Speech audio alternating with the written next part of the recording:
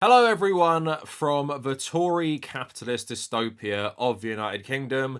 And speaking of capitalism and dystopia, it feels like Elon Musk is really pushing Twitter to the brink now. Like, we've been saying this for a long time, and he has made a load of terrible decisions. Obviously, the blue checkmark stuff being chief among them, like literally enabling fascists to just boost their tweets everywhere, and there is no checks really to stop this stuff.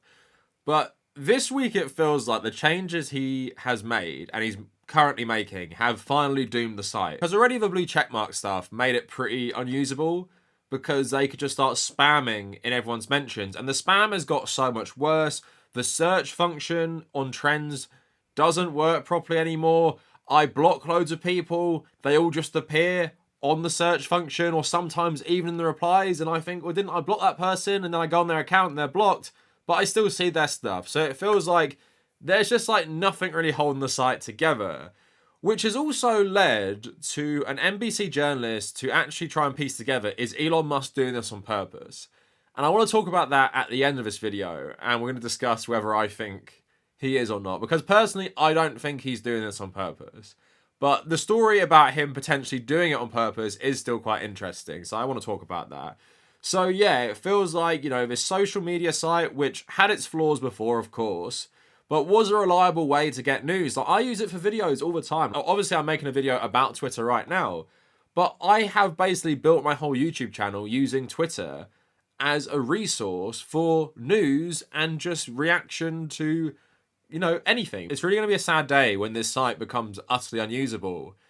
But it feels like it will be. Like, he's even trying to get rid of your ability to see likes and retweets without clicking on the tweet itself, which I'm speculating is because he's just rolled out new ads which look like tweets but aren't actually tweets, so you can't distinguish between them now.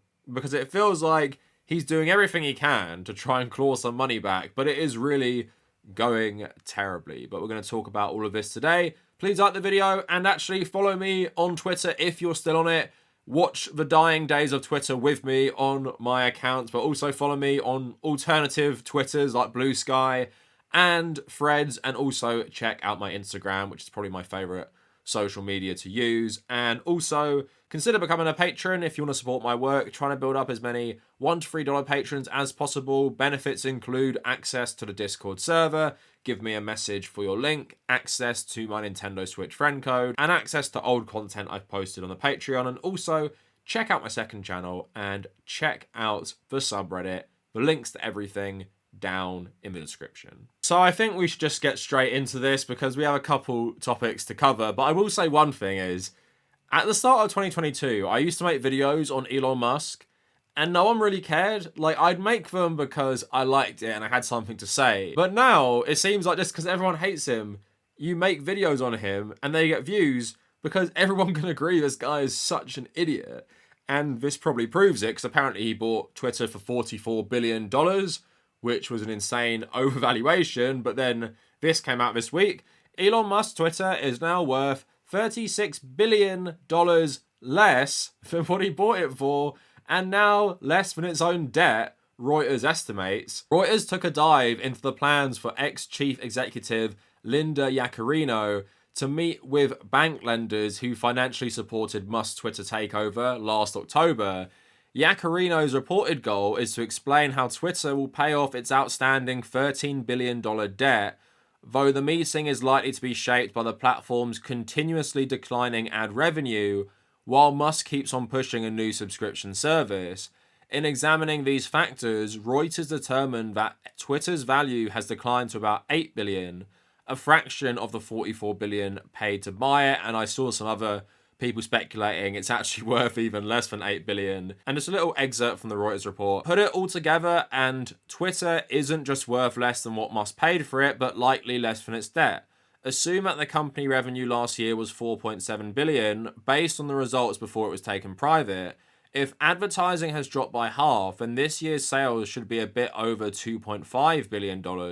Put that on the same enterprise value to sales multiple as Snap, which is down to a mere 3 times, and X is worth around $8 billion. The company is so far covering its hefty interest payments of $300 million per quarter and Yacarino sees profitable days ahead. But between Musk's impromptu product shifts and the need to woo back advertisers, her task is daunting. If things deteriorate further, the company's bankers, already nursing billions in on-paper losses, face the prospect of taking back the keys to a diminished platform, which is worth less than even their claim on it. Like our financial black hole, Twitter threatens to consume most of whatever value it once had. And just like expanding on this a tiny bit, Ben Collins tweeted, when Linda Yaccarino said that Visa was a returning advertiser, she meant the company spent $10 on Twitter ads in the last 12 weeks. Not 10 million, not 10,000, $10. So Visa spent $10 in the last 3 months compared to roughly $77,000 in the 12 weeks before Musk bought Twitter. And since Musk took over the company, it's earned 42% less ad revenue and had 28% fewer individual monthly advertisers than before his leadership began. So yeah, Linda Yaccarino is just lying. Like, I saw some of her speeches recently. Thinking Twitter will ever be profitable again, it was not even really profitable before Musk took over, and he just torpedoed its image so quickly. Like, getting rid of the branding of Twitter for X is literally one of the most stupid decisions I've ever seen someone make.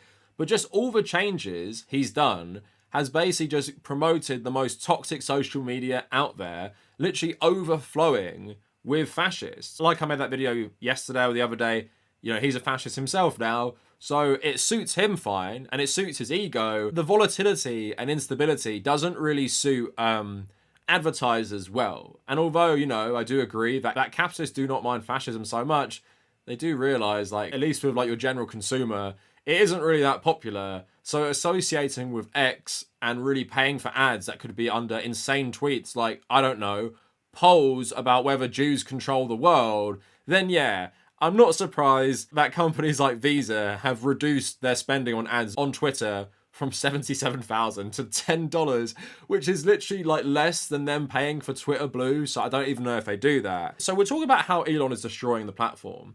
And here's a good example. Recently, there have been new ads appearing all over Twitter. And what has become more prevalent with Musk's Twitter, but was around before him, is promoted tweets. So they'd appear in your timeline, and it'd be like, you know, you're following this person, but it would clearly outline that this is an advertisement. This is promoted. What I get a lot of is sports clips from like TNT Sports and stuff in my feed, which I don't mind so much. But then lately, it's just been a lot of like crypto garbage, financial bro stuff, sometimes just like the most random stuff you'll ever see. But yeah, he's making it worse because he's doing two things now. It appears that a lot of these promoted tweets are not being shown to be advertisements. So when you scroll through your feed, you see it and you don't know it's an ad. And the only way you would know it's an ad probably is if it was on your following tab and you see it and you're like, well, I don't follow this person. Like, what the hell is this? But if you're on your For You tab, which is just like loads of random tweets that they think you might like, which, you know, I don't think works well anyway, then yeah, maybe you wouldn't notice it. So Matt Binder was writing a story and he was asking people for examples. And they put in the comments like what you kind of see. So this person saying, the top tweet is an account I do not follow, have never seen before, is clearly a promoted tweet, but has no ad note on it. So you see here with Halal Talal talking about ordering Teslas. Then you have stuff like this from Paris Hilton, clearly promoted, but looks like a natural tweet in your feed. Stuff from ESPN, sports clips, again, no clear sign. This is an advertisement, looks like it's on your feed. If you go on it, you can, like normal, say you're not interested in this ad. But again, you wouldn't really know. And there's more stuff people have been showing, like this guy, the Black Hokage, again, looks like it's natural in the feed. But there's an even worse one, which plays into changes that appear to be coming to Twitter. And that are these types, which look like, you know, those random like scam adverts, like about pensions and stuff you find on like the Mirror newspaper online, I think is an example, where it's so clearly BS. That looks like it's coming to Twitter, but they look like tweets, but they're advertisements. So Matt Binder writing about this, so X rolls out new ad format that can't be reported or blocked. The rollout of these ads provides the public with a hint regarding just how much the company is struggling to attract advertisers. Multiple X users have reached out over the past few days to report seeing a new type of ad in their For You feed that they had not previously come across. These new Twitter ads don't allow users to like or retweet the ad post. In fact, the new ad format also doesn't disclose who is behind the ad or that it is an ad at all. Here's X's new clickbait ads featuring chumbox content. Notice for lack of display name and handle.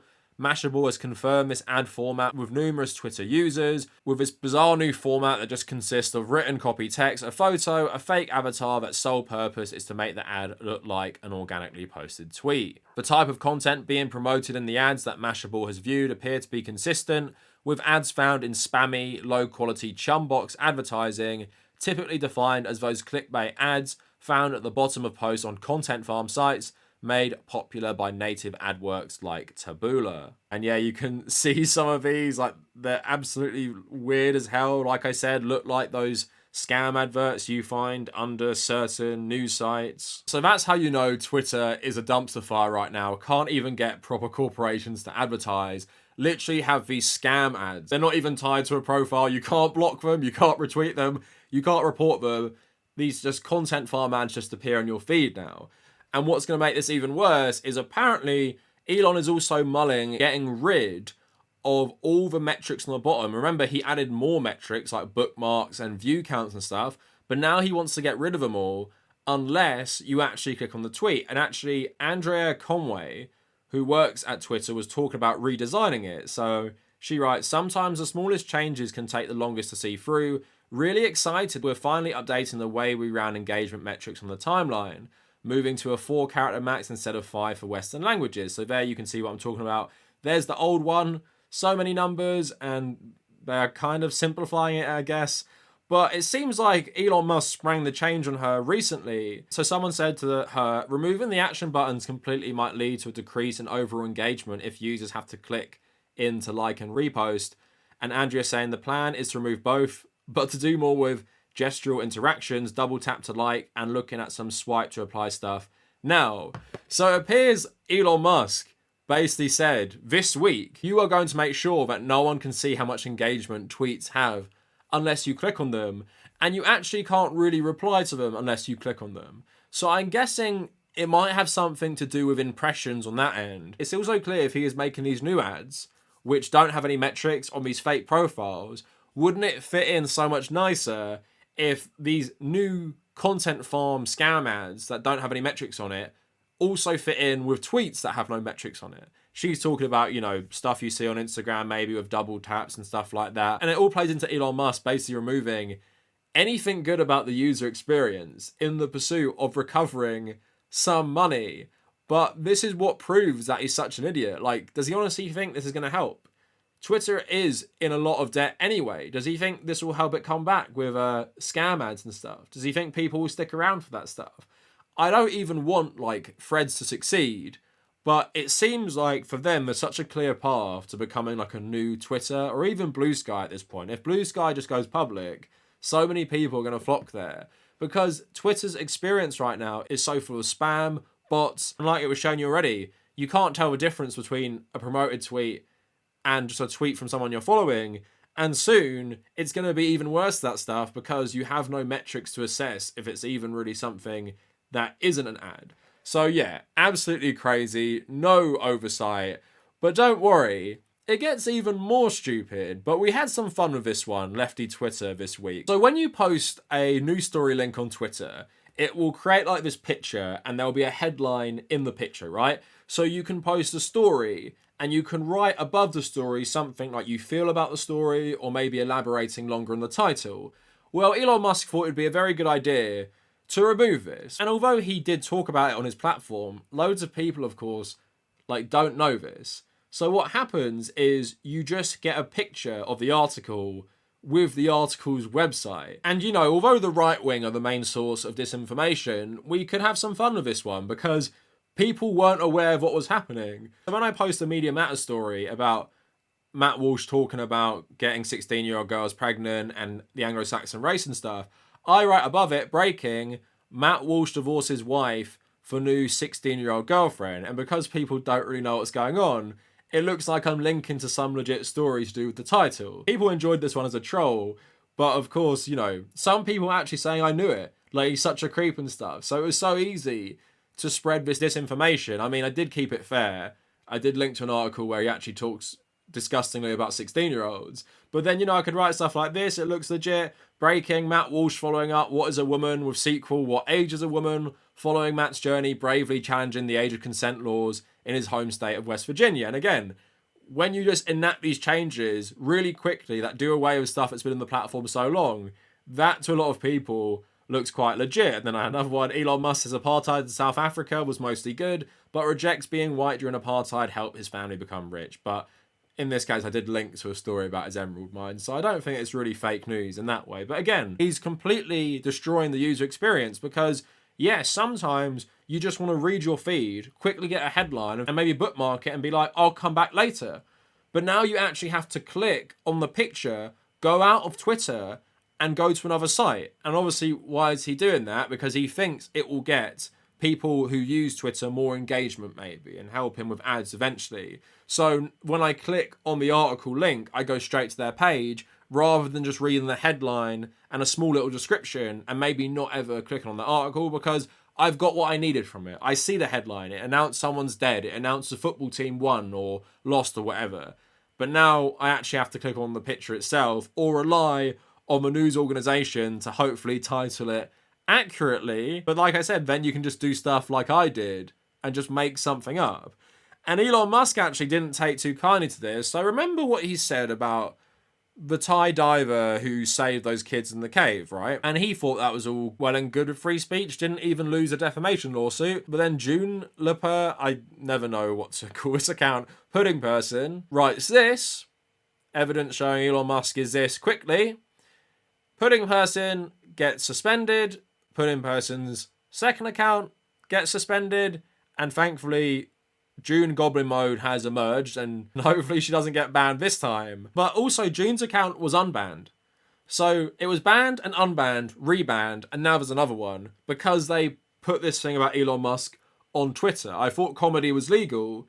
Clearly, Elon didn't see the joke, and clearly he didn't see how this stupid thing he's done can be easily abused. Yeah, it was funny for this purpose, but there's going to be so much misinformation pushed because like I was doing, you can just put a picture from a story of a person and write a headline and that can spread, especially when people don't even know this is happening in real time. So another great move by Elon to just completely destroy Twitter. Again, he's just so stupid. It's just so hard to wrap your head around how he thinks this will help.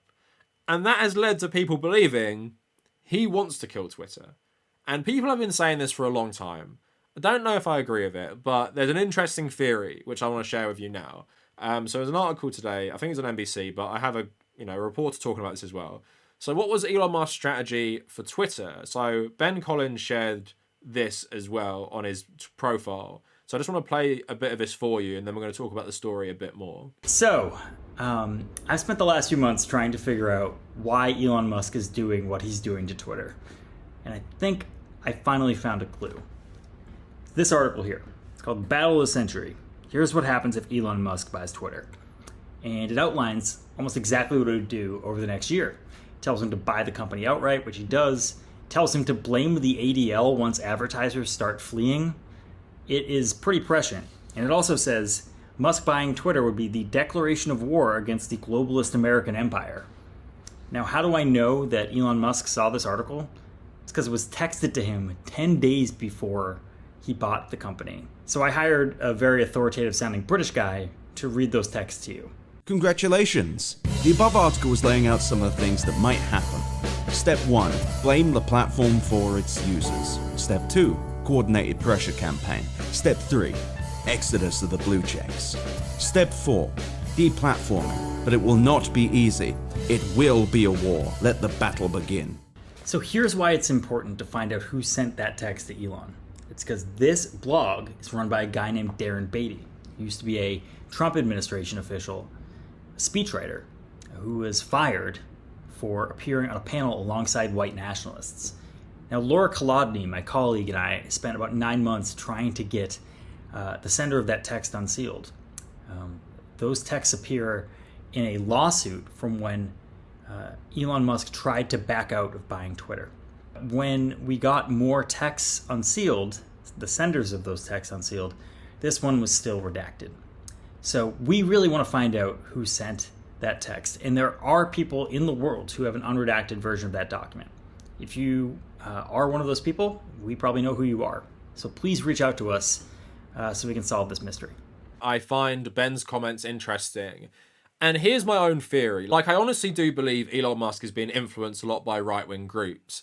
And you see him collaborate with like Benjamin Netanyahu on Twitter. Something recently I noticed as well is after being called out for all this anti-Semitism, he did some Twitter space with Ben Shapiro and some other people, and then he did one with the ADL where they said, yeah, Elon Musk isn't anti-Semitic. Anti-Semitism has actually reduced since Elon Musk took over.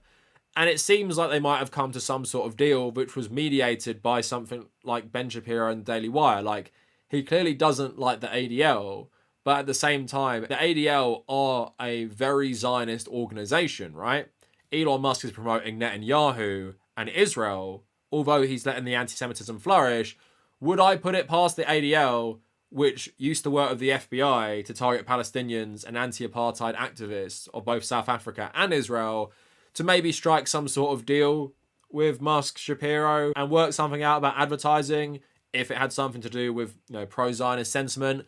Maybe. But in terms of what is being referenced here with Elon Musk destroying Twitter, I don't believe this is planned. I don't believe Elon Musk bought Twitter with the plan to just ruin it. I believe he impulsively bought it for his ego, and also like people like Tallulah Riley were texting him to buy it and like own the wokies and stuff like that. But what I actually think is people like this, whoever this person is, who sent the article and told Elon Musk to do stuff like this, I think it might have influenced Elon Musk's decision to do certain things. And I believe he listens to a lot of conservative people behind the scenes in doing what he does on Twitter, because all he interacts with is just fascists and conservatives at this point. So I honestly do think they are driving the direction of Twitter. And we've seen how he acts on Twitter. He acts as like the personal assistant to like libs of TikTok. Cat's heard in the past. They have a problem, they tag him, and he does what they want, right? So I definitely believe they've influenced him, but I do not believe there was a grand plan by Elon Musk that I am going to buy Twitter and I'm such an evil genius, I'm going to keep acting like I'm completely incompetent and I'm going to ruin Twitter and make it look like it's just because I'm stupid. I just don't buy that. I don't buy someone like that who has a massive ego would purposefully show himself to be stupid to the world and destroy a quite liked social media site just because a right-wing person told him it'd be funny or it'd be good for the right wing, right? Fundamentally, everything Elon does is primarily driven by his ego and desire to be liked, and then driven by profit afterwards. But I think it's clear the reason Twitter is such a mess is because he buys companies, but way smarter people often run them to make them successful. But even the way he runs some of his companies, like Tesla, is a bit of a joke. And it's better that he leaves SpaceX alone and doesn't run it personally. Otherwise, it probably would be as terrible as Twitter. But it's pretty clear this guy is just a terrible businessman, because every choice he makes is either to serve his right-wing buddies or is to try and claw back some money. And he's too short-sighted to realise that, yeah, maybe making the site spam-filled and full of like terrible ads might claw back some revenue in the short term. But in the long term, people are going to be sick with the user experience. And there are competitors out there now where Twitter didn't really have a proper competitor in terms of what it was specifically doing. And now we have Blue Sky and we have Threads. And although they are in their like infancy, if Twitter keeps degrading, people are going to flee to either platform. And I don't really use either of them. But I have noticed on Blue Sky in particular, the left-wing Twitter community is pretty strong. Like, I'm surprised about how much engagement certain accounts get, because it's still a private social media platform where it's invite only. So Elon Musk is tanking Twitter. I will be there till the very end. Like, you know, I've built up an audience there over years and I still use it for my work so much. I can't abandon it just yet, but I'm waiting for the final nail in the coffin. And it feels like a lot of the changes I just spoke about are part of the nails going in the coffin, because I don't think Twitter will even be that relevant in a year's time if Elon Musk doesn't sell it to someone else. Anyway, that is it for the video. Let me know what you guys think down in the comments. And if you made it this far, thank you for watching.